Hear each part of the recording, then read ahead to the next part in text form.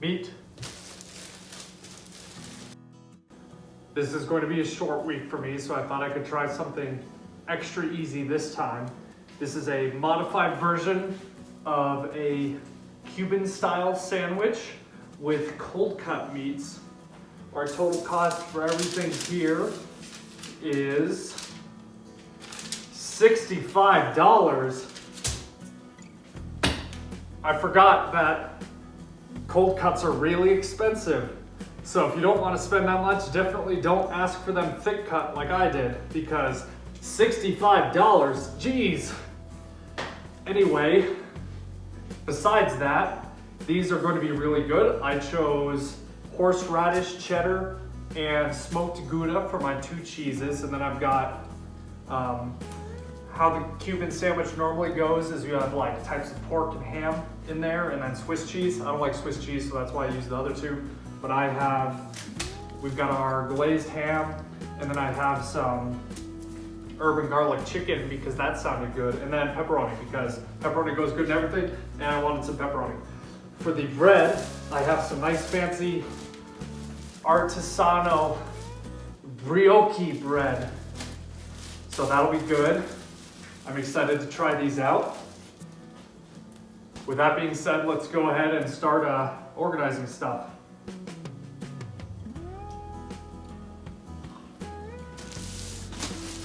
Normally I would be grilling these in a pan, but for a healthier alternative this time, I'm just gonna put them in the toaster. That way we don't add any unnecessary oils or anything into this, for those of you that are more healthy minded.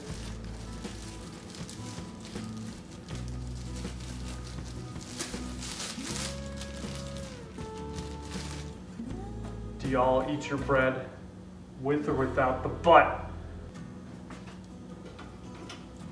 Without, I presume, because you're not brave. Also, my toaster's not plugged in. That might help.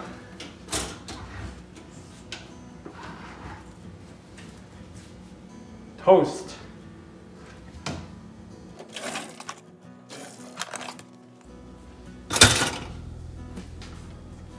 So, I have a little bit of mayo in my fridge, so I was going to start with that.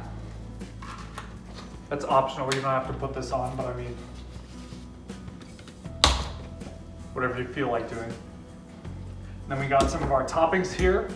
These are also optional, but the Cuban usually has pickles, so if you're gonna do it that style, you'd at least have some pickles to go on. But I thought these bell pepper strips would be good too, so I picked those up. Let's go ahead and get our sandwich started then.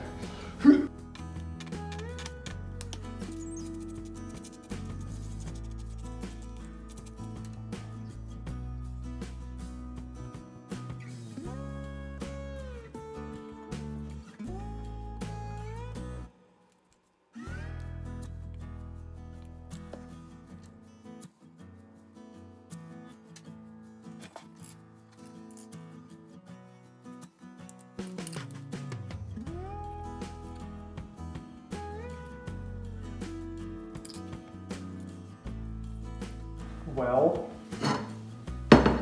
it ended up being very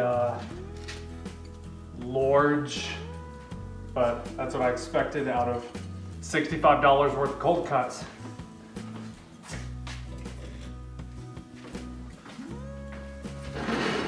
Just make this a little more manageable. But I guess we can take a bite out of it now.